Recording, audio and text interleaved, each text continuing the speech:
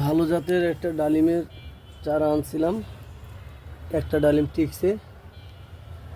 এখন এটা মিশরে বলে দিয়ে গেছে, মিশরি ডালিম। এই ডালিমটাতে একটা দেখলাম আপনার কী বলে লেবু গাছের মতো কাটা কাটাযুক্ত, অনেক বড় বড় কাটা। এই যে অনেক বড় বড় কাটা। আমি এরকম ডালিম গাছ খুব কমই দেখছি যে কাটাওয়ালা, লেবু গাছের মতো কাটা আছে।